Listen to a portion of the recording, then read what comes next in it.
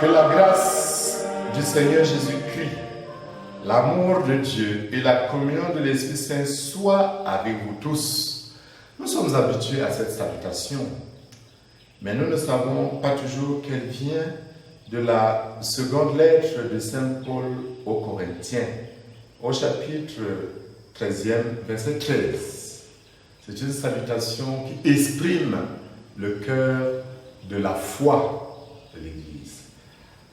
La semaine après la Pentecôte, l'Église nous donne de célébrer non plus un événement, mais un mystère, ou mieux, le mystère par excellence. À Noël, nous célébrons un événement, Jésus est né. L'épiphanie, Jésus se manifeste au monde. La Pentecôte, l'Esprit est descendu sur nous. Le jour de Pâques, Jésus est ressuscité. L'ascension, Jésus est monté au ciel. Mais avec la Trinité, c'est totalement autre chose. Nous célébrons Dieu tel qu'il a voulu se donner à nous dans son mystère qui lui est propre et qui correspond au mystère qu'il nous a donné à voir dans la révélation continue au sein du peuple élu. D'abord, le Père s'est manifesté depuis la création, se manifeste dans la nature. Il a posé son regard sur Abraham, un peuple choisi, qu'il a fait sortir au désert, qu'il a conduit jusqu'à la terre promise, à qui il a parlé par les prophètes. Alors, après cette révélation du Père, qui a abouti dans une suite quasi logique, mais non perceptible par l'intelligence humaine, une suite, disais-je, qui aboutit à l'incarnation, c'est-à-dire Dieu a pris chair de notre chair. Nous avons médité ce texte, Jésus ayant aimé les siens, les aima jusqu'au bout. Mais c'est le Père qui le premier nous aime, et nous aime jusqu'au bout, et se donne à nous en son Fils. Et le Fils nous ayant aimé jusqu'au bout nous promet qu'il ne nous quittera plus. Il ne nous laisse pas orphelins. Il continue son œuvre, mais d'une nouvelle manière mystique, et non plus physique, visible, comme ce fut le cas marchant sur les rues de la Galilée, ou bien après sa résurrection au bord du lac de Tibériade. Cette nouvelle manifestation, à ceux qui reçoivent la parole de Dieu et restent fidèles, cette habitation pour ceux qui aiment le Père et le Fils, et le Père et le Fils viennent habiter en eux, cette nouvelle présence de Dieu, c'est donc l'Esprit Saint. Mais il faut comprendre que cette révélation correspond à ce que Dieu est en lui-même, parce que Dieu est vérité. Donc, Dieu tel qu'il s'est révélé en nous, correspond à ce qu'il est en lui-même. Voilà pourquoi l'Église témoigne ceci. En ton Fils unique et le Saint-Esprit, tu es un seul Dieu, tu es un seul Seigneur, dans la Trinité des personnes et l'unité de leur nature. Nous avons une même nature, trois personnes, qui sont toutes égales en dignité, qui sont toutes adorées de la même manière, mais elles sont différentes. Le Père n'est pas mort sur la croix. Il ne s'est pas incarné. Mais dans la présence de chacune de ces personnes, nous avons les deux autres personnes. On peut se dire, qu'est-ce que cette manifestation de Dieu dans le monde nous apporte? En quoi il y a une nécessité de célébrer Dieu? Non pas unique et une seule personne, mais en trois personnes. Rentrons dans le texte. Dans l'Évangile, au chapitre 3, versets 16 à 18, Saint Jean nous dit, Dieu a tant aimé le monde qu'il a donné son Fils unique. Ainsi, tout homme qui croit en lui ne périra pas, mais il obtiendra la vie éternelle. La manifestation de Dieu n'est pas pour, j'allais dire, sa propre gloriole. Notre louange n'ajoute rien à la nature de Dieu. Mais la manifestation de Dieu est, j'allais dire, une effusion de son amour qui ne peut plus se contenir et se donne. Et cette donation ne se limite pas à la création. Dieu est Dieu parce qu'il donne tout. Il se donne entièrement, sans réserve.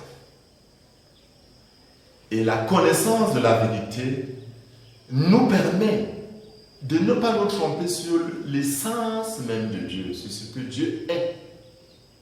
Oui, que célébrons-nous le jour de la Sainte Trinité aujourd'hui? Nous connaissons Dieu omnipotent, nous connaissons Dieu omniscient, nous connaissons Dieu éternel, nous connaissons Dieu dans toutes ses vertus. Mais nous découvrons Dieu dans ce qui est son essence même, la meilleure de ses perfections. Deus caritas est. Dieu est amour. Il est amour. Et l'amour a besoin d'un protagoniste pour se donner. Voilà pourquoi la Trinité est une Trinité de personnes qui s'aiment. Oui, l'Esprit Saint est l'amour du Père envers le Fils et l'amour du Fils envers le Père. Et cet amour qui s'est donc épanché sur nous.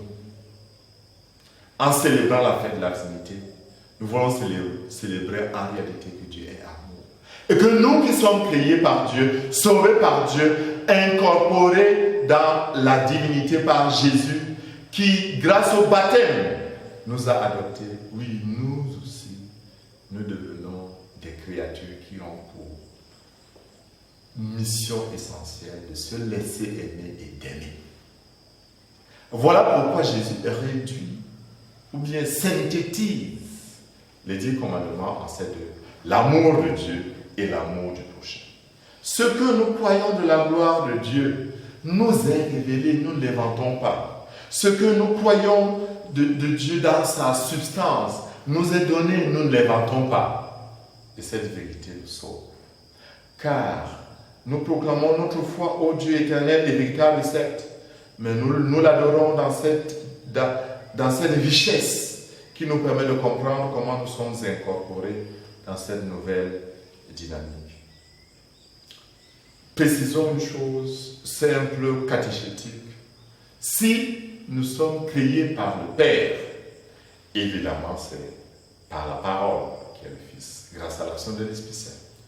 Si Jésus est mort sur la croix pour nous sauver, nous le disons, envoyé par le Père, grâce à l'action de l'Esprit Saint, Jésus est ressuscité. Si l'Esprit habite en nous, c'est parce qu'il est envoyé par le Père et le Fils. Donc, s'il n'y a pas de confusion, si chaque personne ayant, son rôle spécifique, les trois se donnent à nous concomitamment. Nous voulons donc entrer dans cette nouvelle manière d'être, en ce dimanche de la Sainte Trinité. Nous laisser aimer par la Trinité éternelle, pour que l'Esprit de sainteté nous recrée à l'image du Père, du Fils et de l'Esprit Saint, comme celui le projet de Dieu à la création. Créons l'homme à notre image. Ce notre se réfère évidemment à ce Dieu de la Trinité. Dieu qui se révèle à Moïse, c'est pour que Moïse soit celui qui porte le message qui donne la vie.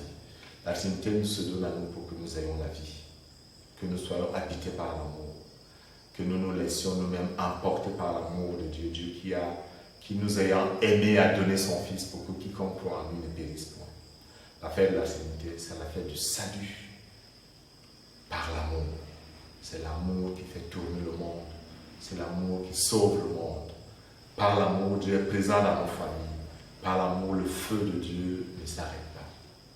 Je prie le Seigneur pour qu'il transforme nos cœurs afin que nous nous laissions aimer par le Père, le Fils et l'Esprit. Je prie le Seigneur pour que nous devenions des demeures de la Trinité sainte. Je prie le Seigneur pour que nous, à notre tour, nous puissions aussi constituer des communautés aimantes.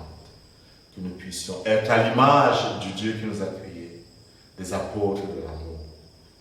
Que l'amour de Dieu le Père, que la communion que l'Esprit suscite, que le don du sang de Jésus se déverse sur nous pour que nous vivions de cette paix. Que Que Dieu dans son amour vous bénisse, le Père, le Fils et le Saint-Esprit. Amen.